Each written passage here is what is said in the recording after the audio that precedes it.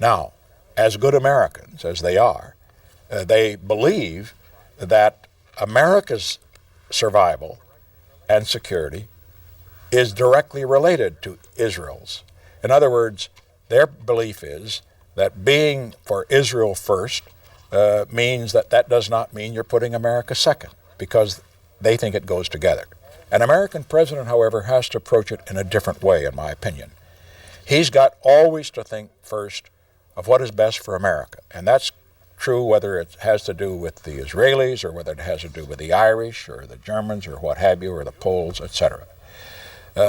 Usually what is best for America is also best for Israel and vice versa. But on occasions, for example, an American president must make a decision that does not in effect give the Israelis a blank check. And one example of that is a decision that I made. I decided early on in our administration that we were going to seek good relations with Egypt and others of Israel's neighbors. Many of my Israeli friends didn't like that because they wanted a special relationship with Israel and Israel only.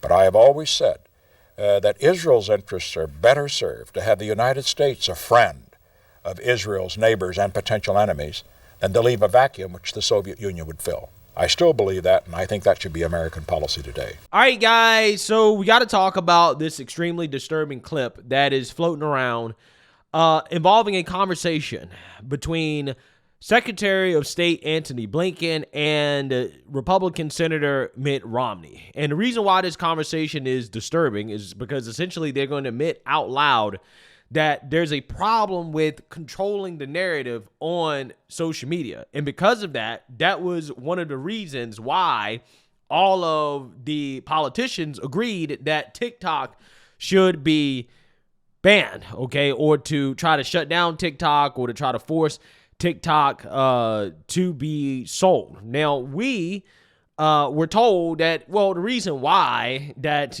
they're trying to do something about TikTok is because of China, right? Because of the data collection from the CCP. However, according to Mitt Romney, that wasn't the reason that they all agreed to move forward with doing something about TikTok. It actually was not because of China, okay, or anything having to do with what they told us on paper. At least that's not the primary reason why they all agreed on it. According to Mitt Romney, the primary reason was because they can't control what was on the app and what people were seeing when it comes to this conflict between Israel and the Palestinians. Take a look. Why has the PR been so awful? I know that's not your area of expertise, but you have to have some thoughts on that, which is, I mean, as you've said, why has Hamas disappeared in terms of public perception? An offer is on the table to have a ceasefire, and yet the world is screaming about Israel. It's like, why aren't they screaming about Hamas? Accept the ceasefire, bring home the hostages. It's said it's all the other way around. I mean, typically the Israelis are good at PR. What's happened here? How have they and we been so ineffective at communicating the realities there and our point of view? Well, look, I think there are two things. One is that, look, there is an inescapable reality, and that is the inescapable reality of people who have and continue to suffer grievously in Gaza, and that's real. And we have to be focused on that and attend to that. At the same time, how this narrative has evolved, yeah, it's a great question. I don't have a good answer to that. One can speculate about what some of the causes might be. I don't know. I can tell you this, and we were talking about this a little bit over dinner with Cindy. I think in my time in Washington, which is a little bit over 30 years, the single biggest change has been in the information environment. And when I started out in the early 1990s, everyone did the same thing. You woke up in the morning, you opened the door of your apartment, your house, you picked up a hard copy of the New York Times, the Washington Post, the Wall Street Journal. And then if you had a television in your office, you turned it on at 6:30 or 7 o'clock and watched the national network news. Now, of course, we are on an intravenous feed of information with new impulses, inputs every millisecond. And of course, the way this is played out on social media has dominated the narrative. And you have a social media ecosystem environment in which context, history, facts get lost, and the emotion, the impact of images dominates. And we can't discount that. But I think it also has a very, very, very challenging effect on the narrative. Yeah, a small parenthetical point, which is some wonder why there was such overwhelming support for us to shut down potentially TikTok or other entities of that nature. If you look at the postings on TikTok and the number of mentions of Palestinians relative to other social media sites, it's overwhelmingly so among TikTok broadcasts. So I'd note that's of real interest, and the president will get the chance to make action in that regard. Wow. I can't believe that we have sitting politicians and members of Biden's administration saying out loud that, hey, we find it to be a problem that we can't control the narrative, okay, because media has evolved. Okay, we all know that the mainstream liberal media is state-sponsored media, right? So they can control what you see on CNN, MSNBC, ABC, NBC. So they have no problem with that, right? But what they have a problem with is social media, which is why the Biden administration has gone out of their way to try to force these social media platforms to ban content that they disagree with. They did this during the pandemic. They've done this quite a bit. Okay, I believe the Biden administration was actually sued over this.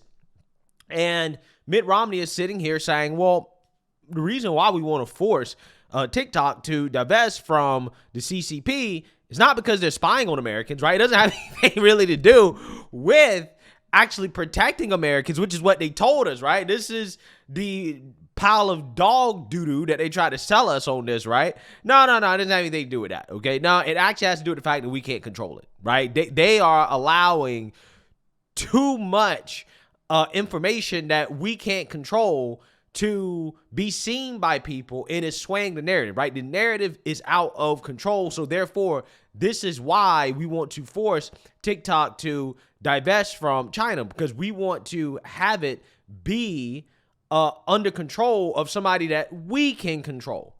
That's basically what he's saying, right? He said that out loud. We're concerned that people are posting things and they're driving a narrative that we don't agree with when it comes to a foreign conflict overseas. Therefore, this is why we're forcing TikTok to be sold to an American company, because that way we can control it.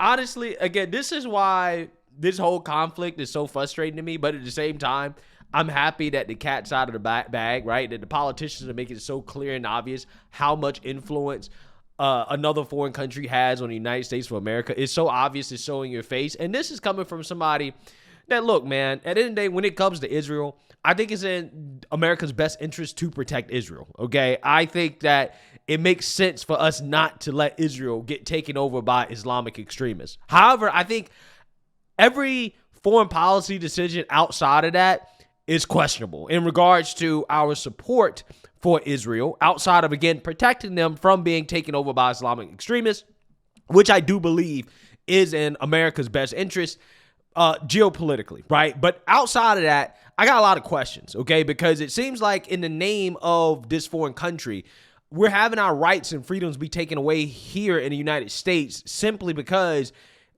these politicians desperately want to control the narrative in regards to the U.S. government's role when it comes to our support of Israel, which, again, by the way, I will reiterate that I do believe is in America's best interest to defend Israel and to make sure they are not taken over by Islamic extremists. But if you question America's foreign policy in regards to helping Israel do more than that, the politicians are so concerned about it that they will do things like move to pass a so-called hate speech bill to stop you from criticizing the foreign country. They will ban social media apps that allow the narrative in regards to a foreign country to get out of control. And regardless of what side of the political aisle you're on, or whether or not you support Israel or how you feel about Israel in this conflict, that should bother you as an American, right? It really should bother you that our politicians are so clearly and obviously under the influence of one foreign country abroad, that they're taking away rights and freedoms from American people because of another foreign country. Like, that should actually really scare people to just see it. And it's just so blatantly obvious, right? It's so obvious. And it's so frustrating to me as a conservative, because it seems to me that the Republican Party, the only way that you can actually get them to do anything or to fight for something is if they're fighting on behalf of this foreign country, right? Because they damn sure are not banning speech on college campuses to protect Christians, right? They're not doing it to protect conservatives. In fact, they're doing the exact opposite, okay? In regards to essentially passing these so-called hate speech laws that basically make it a form of anti-Semitism to make claims that, some Christians believe in regards to the Jews and their role in Jesus' death. Okay, again, some people believe that it was the Romans that are ultimately responsible. Some people say that it was the Jews. Okay, but again, regardless, as a Christian, you should be allowed to state these things, right? You should be allowed to say things that, again, are a part of the Christian story. Okay, but again, that's under attack. This is what Republicans are supporting. This is what I support. I want people to understand that. They're not trying to ban TikTok because it indoctrinates kids into woke ideology. Because I'm like, listen, okay, well, if you're going to go authoritarian, at least go authoritarian to protect your own voters, right? If you're going to go the authoritarian route, at least do it to protect your own voters, okay? No. Republicans go authoritarian to protect the narrative when it comes to a foreign country. Again, it's amazing how that works. These guys are chomping at the bit, selling out our own borders to protect another country's borders. And Mitt Romney was a part of that, because Mitt Romney was one of the Republican senators that decided to sabotage the Republicans' Secure the Border Act by negotiating the bipartisan border agreement with Democrats, basically taking away all the leverage that the Republicans had over Democrats to pass H.R. 2. What do I mean by that? Well, what I mean is that if Mitt Romney had actually, done the right thing and said, you know what, we refuse to compromise with Democrats in regards to border security. We're not going to come together for a bipartisan agreement that doesn't actually secure the border. No.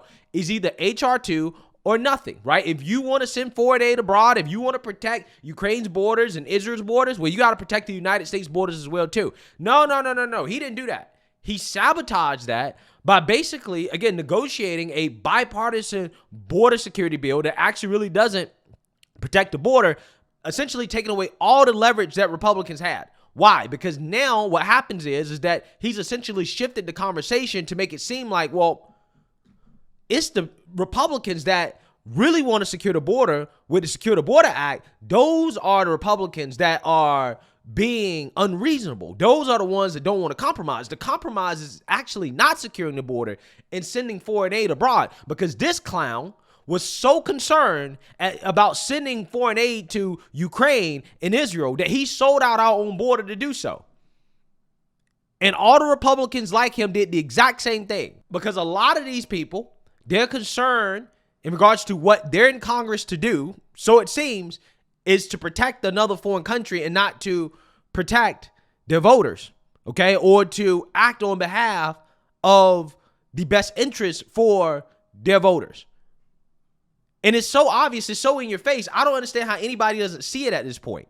Look how Republicans are moving heaven and earth to protect the interest of a foreign country when they didn't do any of this stuff. When conservatives were under attack on these college campuses for years on end. Conservatives could not go on college campuses and to give speeches, to give talks, to do lectures without being protested, without being threatened, without being harassed. All that stuff was happening. And what did Republicans do? Not a damn thing. Did any of them propose any type of bills to defund colleges that allow this to happen? Nope. And this is something I've been advocating for the longest time. I was like, no, these colleges should be defunded. Colleges that allow these left-wingers to harass conservative speakers on campus that don't protect their right to free speech should be defunded. Said this a long time ago. Didn't happen. Now, all of a sudden, this is what Republicans want to do. And it's so frustrating. I'm at the point now where I'm like, okay, we need to rename our border Israel, right? We renamed our border Israel, right? The Republicans would actually fight to protect it, right? They would actually give a damn about holding Democrats' legs to the fire in order to get the border secure. I guarantee you, Republicans wouldn't be compromising if our borders were Israel's borders, right? If our borders were Israel's border, they wouldn't be compromising. We'd have the military at the border right now. The border would be shut, sealed. That's exactly what would happen. And knowing that is the most frustrating part about it. Knowing that these people would fight harder for another country than our country is what frustrates me the most. And it should frustrate conservative voters. Conservatives need to demand better of Republicans and wake up and realize what is going on. We're so concerned about what's going on at the southern border, as we should be. And one of the things that we are concerned about is the influence of foreign countries in our politics as a result of the open border. But I'm here to tell you that's already happening. It's already happening. And you're seeing it happen right in front of your face. These guys are not America first. They're Ukraine first. They're Israel first. They're all these other foreign countries first. These foreign entities that have too much influence on our politics. And the American people, we're the ones that are suffering because of it. Our tax dollars are the ones that are being sent overseas. Our freedoms and our rights are being taken away because of it. And people got to wake up and realize that's what's happening, guys. It's in your face. I understand there's a lot of people out here who support Israel, and I get that. I understand. I think that it is in the best interest for Israel to not get taken over by Islamic extremists. I agree with that. But at some point, we got to step back and realize, okay, when is this going too far in regards to promoting the interests of a foreign country? It's getting to the point where it's like, okay, their interests are not in our best interest. Their interests are hurting us. And when their interests start to hurt us, that's when we have to say, nah. We got to reevaluate this. This ain't right. This is not how things are supposed to be done.